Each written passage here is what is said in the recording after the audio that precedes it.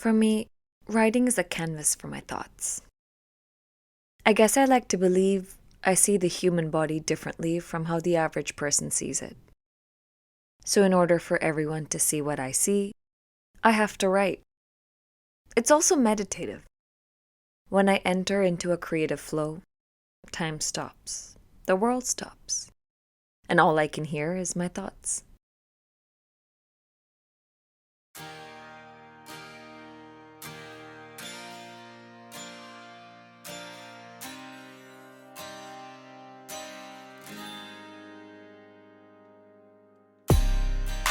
Hey everyone, welcome to the Closet Writer Chronicles. I'm your host Sangeeta, aka the Moody Marshmallow. You just heard our guest for today, Roshni Raju Palepu. Roshni is the founder of M.A.D Private Limited, a content production company focused on the medical and healthcare market. She has a bachelor's in human health sciences, a master's in sonology, and a certification in neuroscience in marketing. As a performing dancer and an artist, Roshni found her passion in simplifying medical content and presenting it in a creative medium. Tune in to hear Roshni talk about her company, creative influences, motherhood, and much more.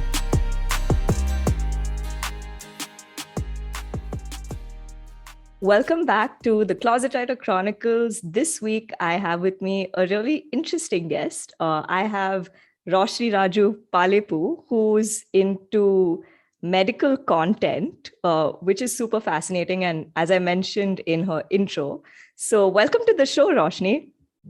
Thanks, Sangeeta. It's so good to have you here. I'm so excited to be here. Yeah, likewise. And, just to kind of dive right in. So it's really fascinating to me that you've kind of found a way to merge creativity and medical content, which is like, I don't know, it's very intriguing. So I think the first thing I want to ask you is, what is your earliest memory of writing and when did you realize that this is something you enjoy? The earliest memory that I have, I think, was when I was in like third grade or something. So I was born in America and I went to a private school where I was like the only little Indian girl in the class. And so I never used to talk much. I was very introverted. And we were given this Native American Studies creative project. And I got super into it and all the details and came up with all these fancy Native American names and wove a Hindu mythology story into a Native American tale. And I remember submitting this, and my teacher, Mrs. Blackwell, was like, "Oh, well done, Roshni. You were fantastic. Come to the front of the class." And I was like, "Oh my God, this is the first time they've even said my name." Like I was so excited. And then they printed my little story in the school magazine, and I had to like do a little illustration for it. And I think that's the first time I got like some recognition for something, for anything that I had done in school, but the recognition came from writing. So I was super excited about it. And yeah, anytime I had any project that required like writing a poem, I love writing poems thanks to Dr. Seuss. And anything that required creative writing or imagining that I was something else, I think that's when I started just loving writing. But I'm really bad at the book report stuff. I have to say that. Never enjoyed book reports. I mean, well, I actually did enjoy book reports because I got to read and kind of put that as a project. I mean, sometimes it was a little, I guess, frustrating because teachers would want you to be, I guess, more technical, but I mean, it is part and parcel, but I still had fun with those projects nonetheless. You technically work with medicine, which I find really interesting. But before we get into that, like, I want to ask, since you mentioned, like, Dr. Seuss and kind of, like bringing together like two worlds of, like the story you wrote, what are stories that have, impacted and inspired you? And the reason I'm asking this question is because I believe like, even if you're a creator or even otherwise as people while growing up, like there are always like these certain stories that do, stay with us in some form or some way, be it, books, films, TV shows, whatever they might be. So what are those stories for you? So like stories wise, I'm a Disney baby. And so all of these Disney stories are all about if you dream it, you can live it. You can become a princess if you want it so bad. You can wish upon a star and it can come true. So that part of my imagination is very, very much active even to this day. So Disney did have a big impact. Then there's this movie, which I don't know if you've heard about. It's called Osmosis Jones. No, I It's have a not. movie about the human body, and that Oh, stuck with me for a very long time because the main character is a cell of the human body, and he's trying to save the human body from pathogens. And I oh. think I derive a lot of my storytelling for the human body from this one movie that I have binged watched like some 25,000 times. And so that's like in terms of inspiration from a story. But I've had a lot of other inspiring factors for like getting into this kind of a bridge between medicine and creativity. Oh, no, that's really fascinating to know. I think for me, the only like when you were talking about the movie, the only content that struck me while growing up, where I even saw anything about the human body in, I guess, cartoon form, was the Magic School Bus, which they used to Oh yeah, play. I love Magic School Bus Yeah. and Bill Nye the Science Guy. I Oh was big yeah. on those, obsessed. And then I think on Pogo there was this M.A.D or something where they would do Yeah. these. Oh yeah. Yeah, I used to like those too. Art guy And Rob, then shout out. yeah, exactly. And then I think so that was like early on. And then by like 2011, 12, like YouTube started kicking in, right? Mhm. And so everything you'd watch was on YouTube. And by then I was also in medical school. So when I was in med school, I would watch stuff like Armando on YouTube. He has his own Mm. channel, Armando Hasudangan. I can't pronounce his last name. Minute Physics, Hmm. Sketchy Micro, ASAP Physics. These are Ooh. all, sorry, ASAP Science. These are all like science-based YouTube channels that do like whiteboard animation to simplify science and make science fun. So I used to like I can't say used to, I still watch these channels. I still like to see how they do their whiteboard animations and how they simplify complex topics into like little short little bursts of creativity. Oh, Yeah. that sounds really. I think I'm definitely going to check out some of those channels because it's just fascinating that you can present, knowledge in such a way, especially something people consider, I guess, in a way as dry as medicine, because I think people can be fairly intimidated by the content as well. Yeah, absolutely. But It's a nice it's it's a skill for sure to yeah. make it more fun and interesting. But yeah, then, having said that, how did you decide to start Med Bites? And, what has that journey been like till now from, an idea to a startup to now, being fairly settled in with the business and, doing what you do? So I said I was inspired by these YouTubers, right? I wanted Yeah. to be a YouTuber. I really wanted to be a YouTuber. So I was a TA in med school for behavioral Okay. science and macro.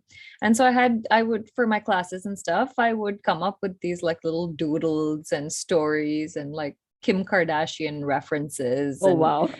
to help us like mnemonics. So there's so much to memorize. Like mnemonics are the best way, and coming up with stories are the best way to remember the number of things you have to remember in medicine. Okay. So I started in med school like this. I used to come up with these like little doodles and stories and come up with, and I guess I do that in dance as well. I like come up with a story to remember how the Mm. next steps and all. It's just a way I remember things.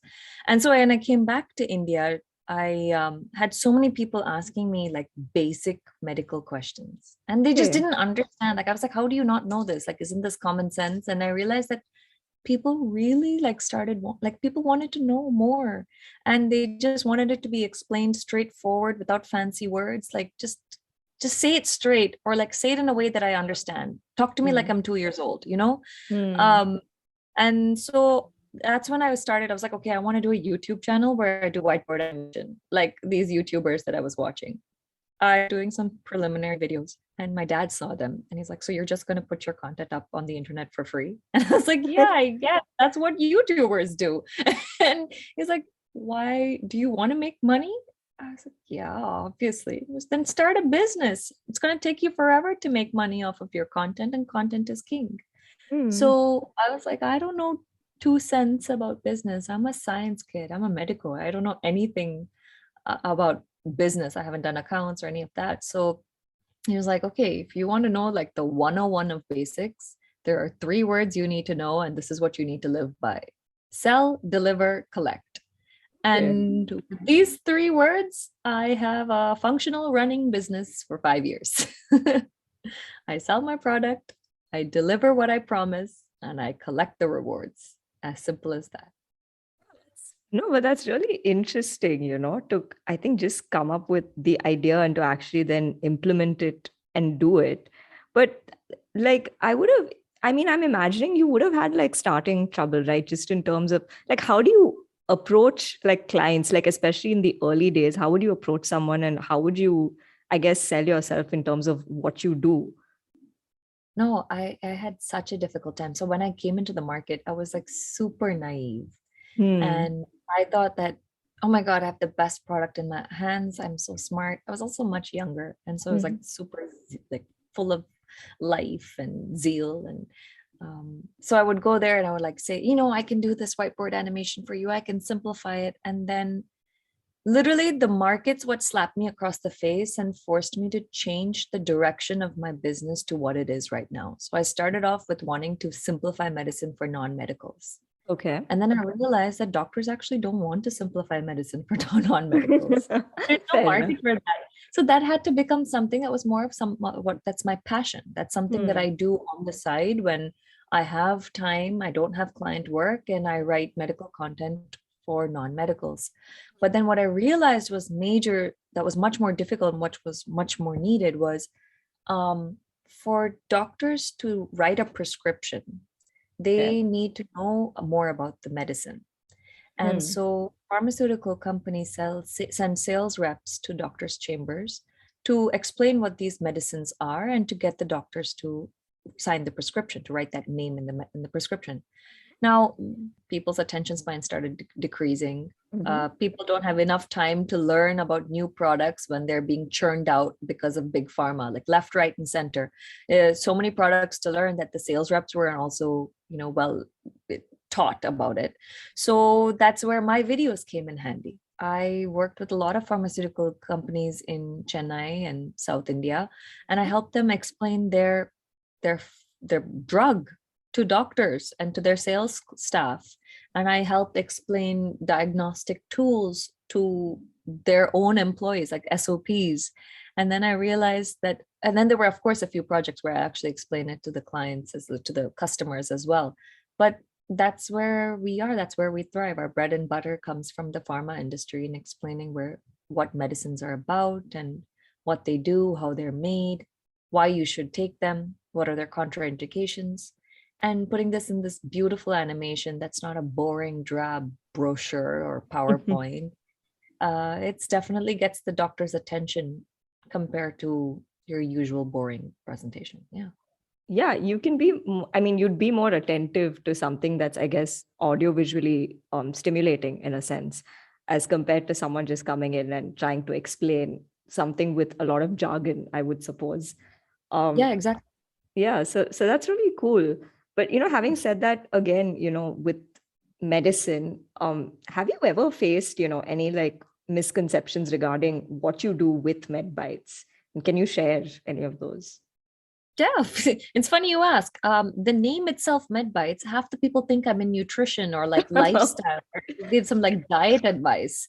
Med Okay. Bites, oh, talk to me about food. But the name Med Bites is from delivering bite-sized chunks of medical content.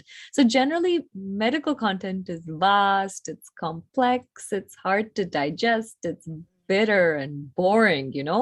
But Med Bites gives you short bursts of content that's simple, fun to watch, easy to comprehend, palatable.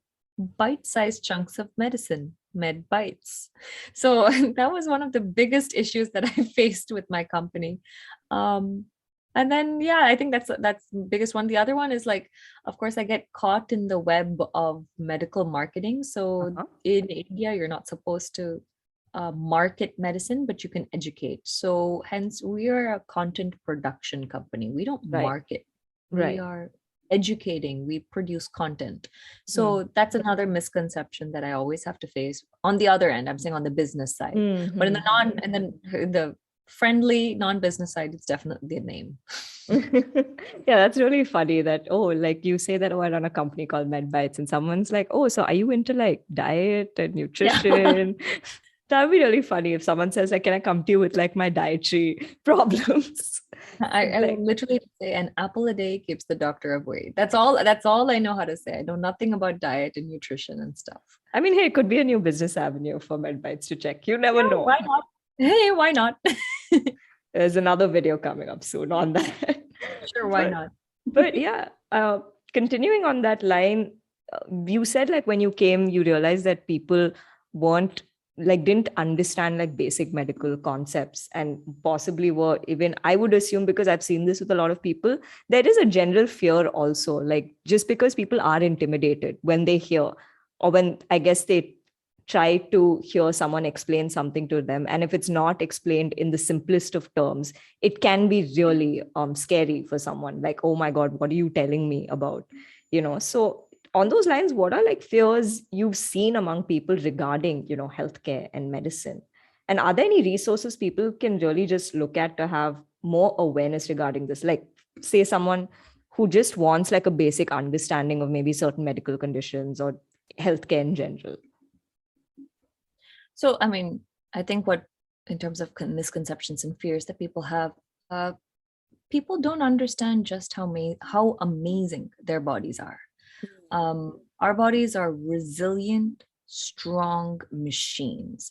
If you knew just how many diseases and pathogens we fight on a daily basis and how small problems are addressed on a regular basis silently within our body, you'd be amazed.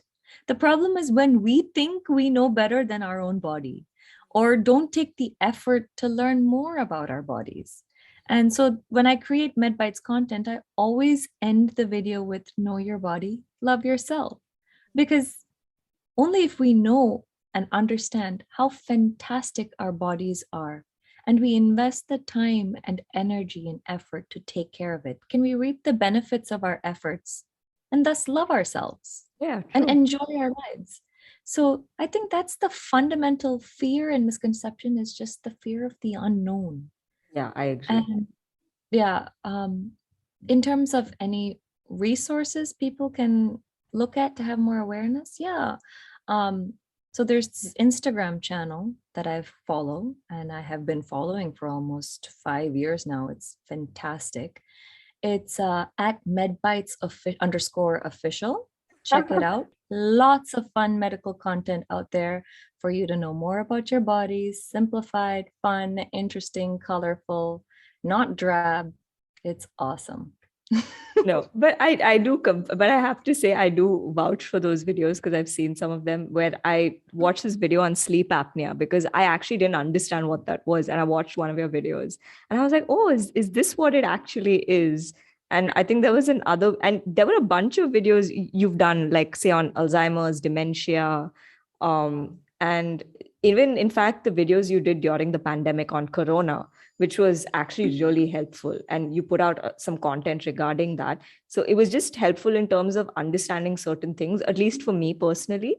But so having, thank you. Yeah, but having said that, what was work like during, the pandemic with MedMites, considering healthcare was such a big topic of discussion, and, everyone was just like, oh, medical workers, this, that, everything. So like, what would you say was the role of, I guess, your company in terms of supporting medicine, or just in terms of work? Like, what was that like? So it's really ironic that even though we were in a medical related pandemic, my medical side completely plummeted. Oh. Healthcare workers were overwhelmed, were scared themselves, and because of lack of footfall, didn't have the funding to really push medicines or push medical content.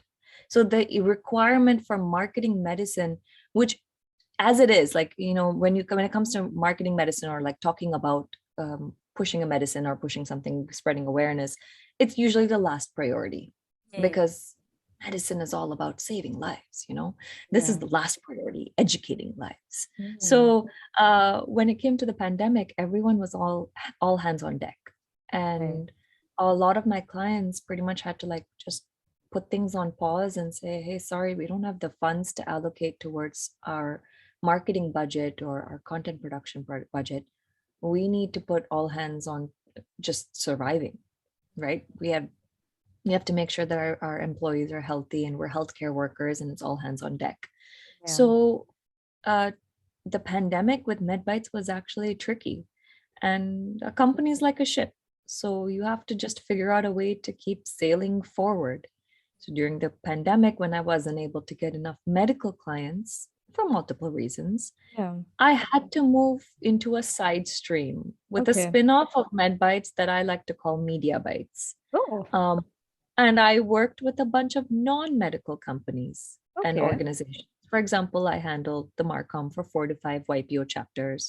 I worked with an events company that I think everybody has heard about, Puffalope. I did a lot of their collaterals and videos.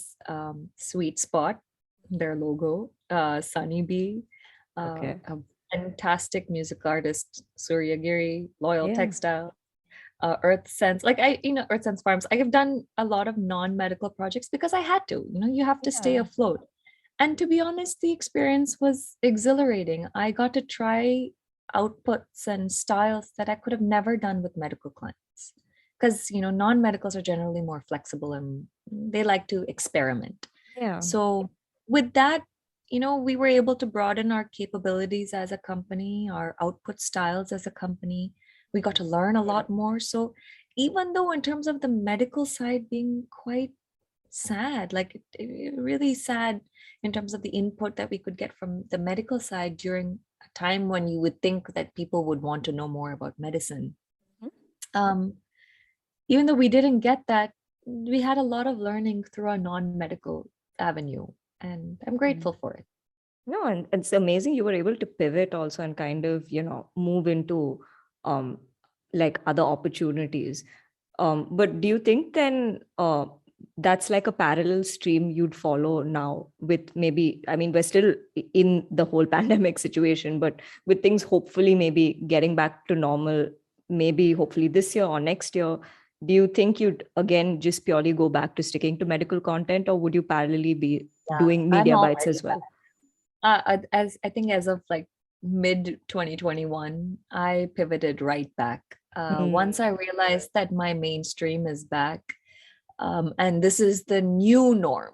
I Right. think we've got a new pandemic norm. I Mm. think medical companies also got their stride back, Mm. and we also started, changing our ways thanks to our exposure to the non-medical clients. Mhm. We changed our style and strategy to work in a different way for medical clients, Mm. and with that, we were able to pivot back into the mainstream, and now I'm full medical again.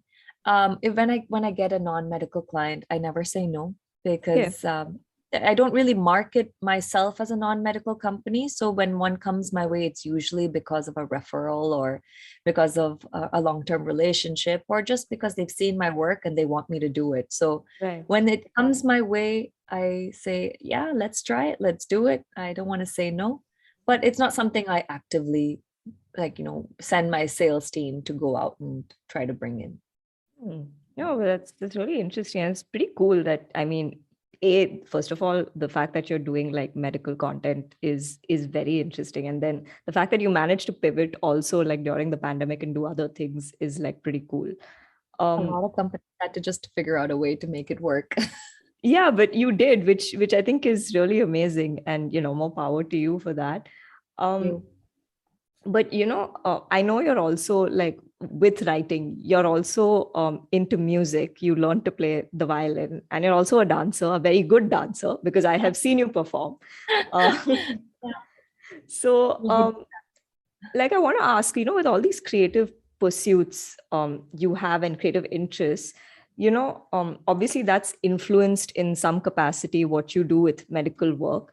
What have the main takeaways been for you from like your creative work to apply to I guess, what you do with medicine? It's surprising you asked that. I like this question a lot because you think, sometimes when you're young and you're trying a bunch of random stuff and trying to learn a bunch of stuff, you're going to think to yourself, when am I ever going to use this? And when I learned violin and when I danced Kuchipudi, I was like, I can never use this. But the funny thing is, in my job today, I have to know music to figure out a background score. And when I studied IB music in school, I was like, I'm never going to use this, but I do. I need to know what moods would be the appropriate moods or the instrumentation for what type of video I'm trying to deliver. And that's one of the cutting. I think that's one of our unique factors of MedBites. We're really particular about picking our audio score for each of our videos. So that's one. I mean, music, violin, it comes in handy. Video, I have to do audio editing. And so like music definitely did help me out in my career.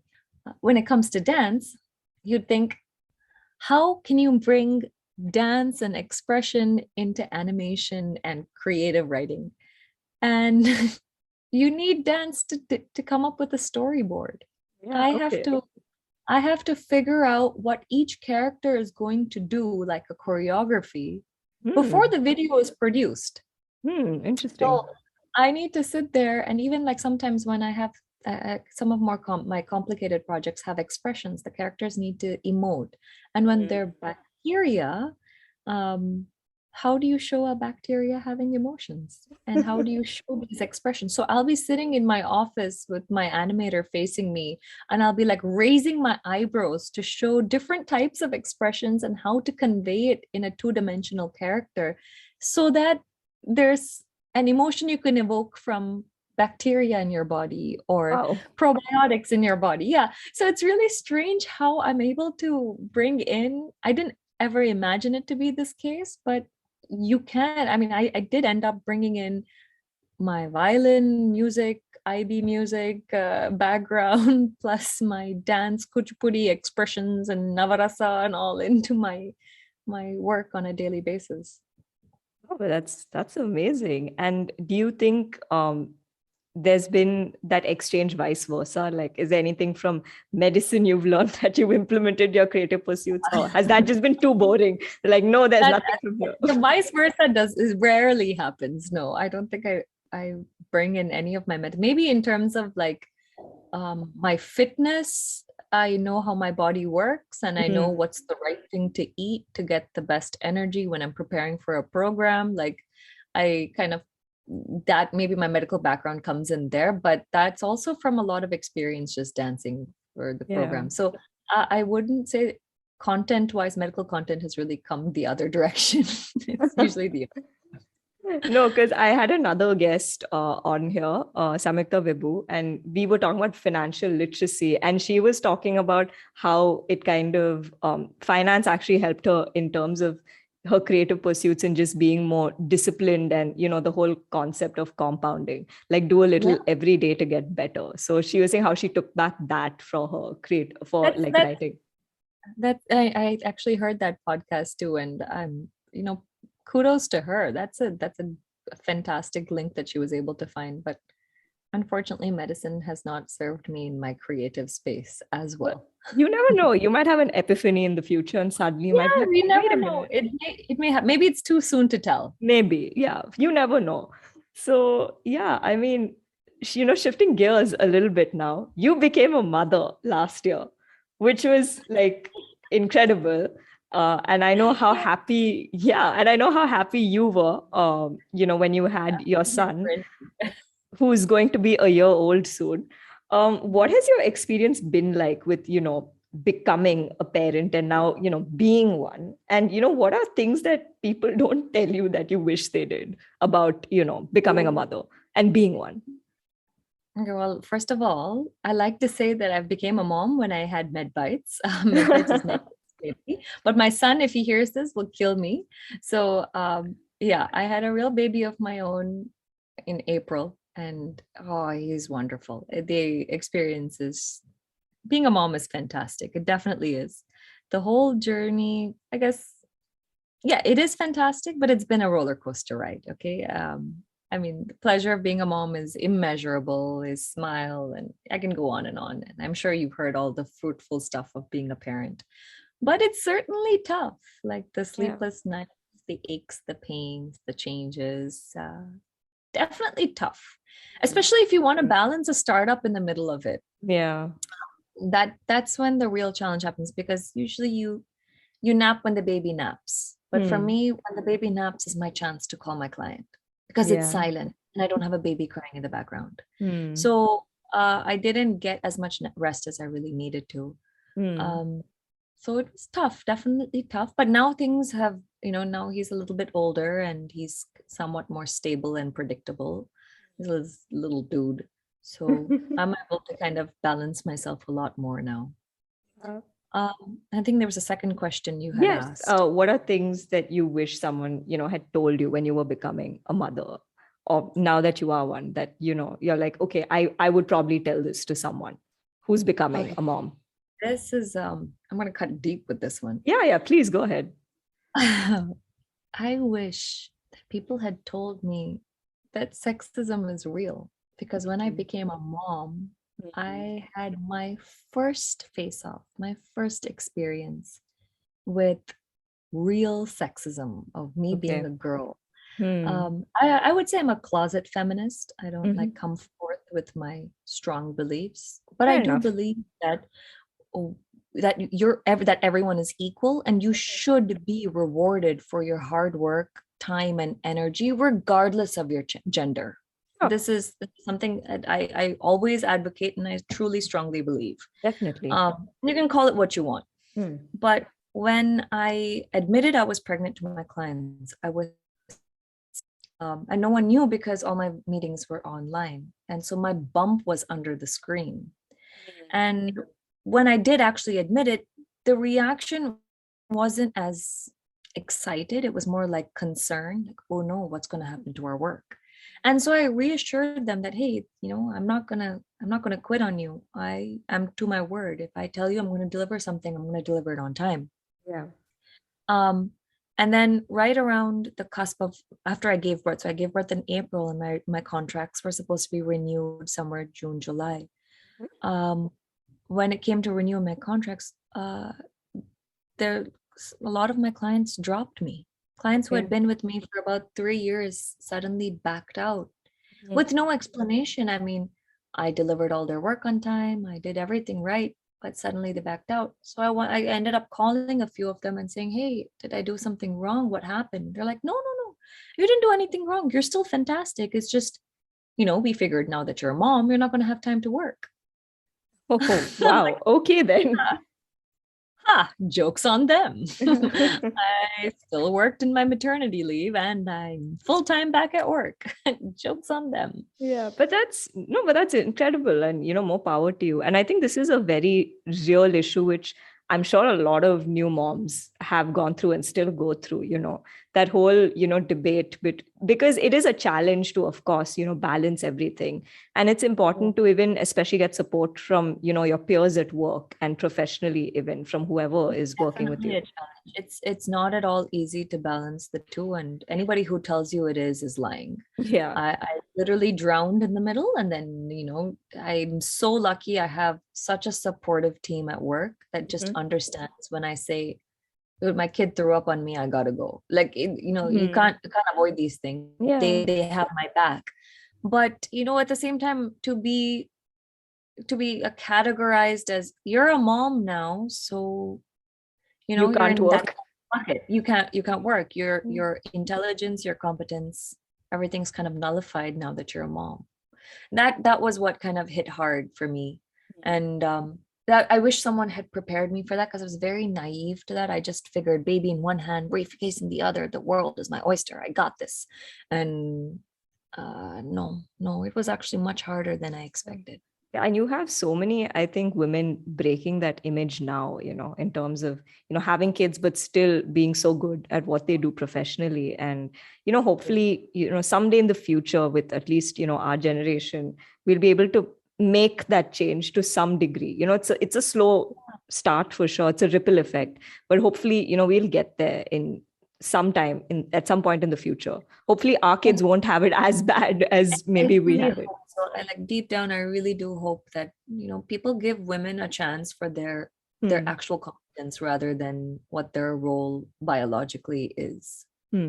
Also, to clarify, I'm not a mother because I said our kids, and I feel like people on the podcast might suddenly think I'm a mom.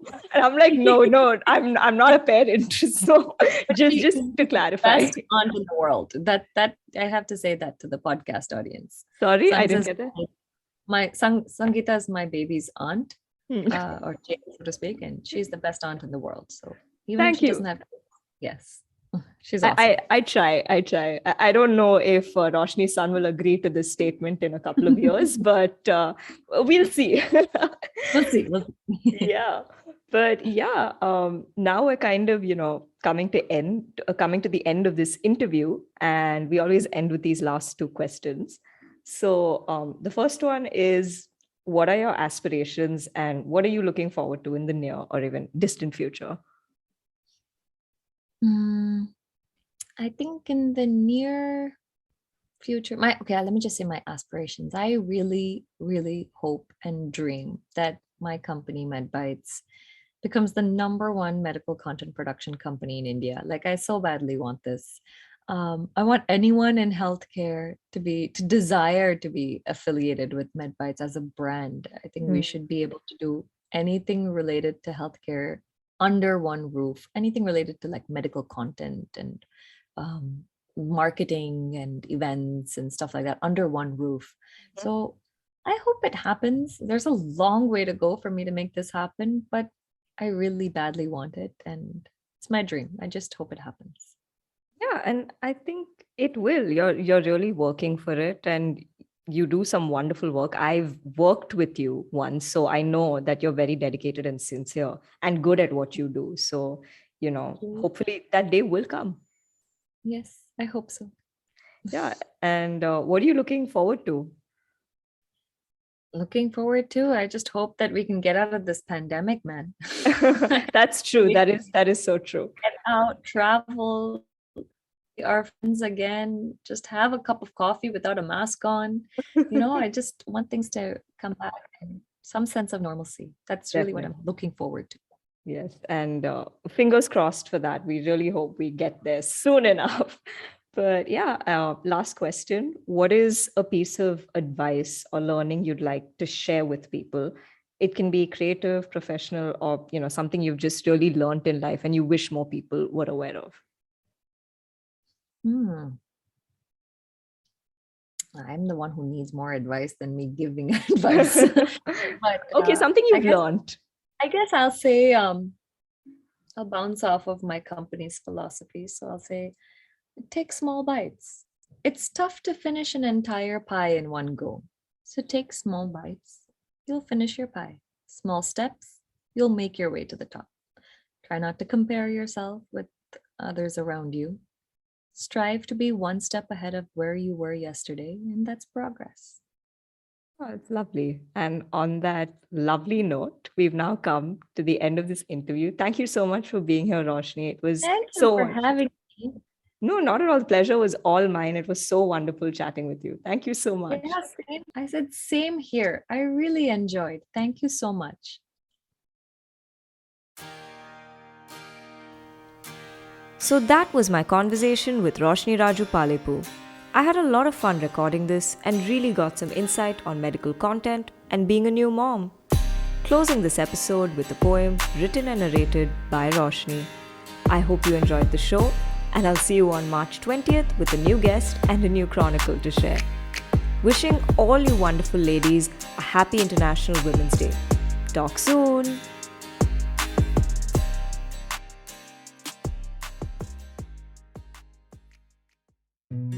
The journey of motherhood is a wonderful thing, but who can remember the growth of an offspring? In your womb from week 1 to 38, not many know what happens date by date. The first trimester from week 1 to 12 is very complicated to explicitly delve. Basically, the heart, brains, and organs begin to form, as well as the spinal cord, nerves, legs, and even arms. Week 13 to 27, the second trimester, eyebrows, eyelashes, and fingernails begin to enter. As your baby's arms and legs begin to move, you feel it wiggle to its own groove. Kidney function is soon to follow as the eyes open and mouth swallows. You will certainly notice the increased pelvic pressure as your little one grows into its last trimester. The third trimester includes the final touches. Bones harden and you feel all the nudges. As your baby twirls its way into delivery position, it gets prepared for its earthly admission. With a loud wail, your baby makes its presence, inviting a bountiful of blessings and presents.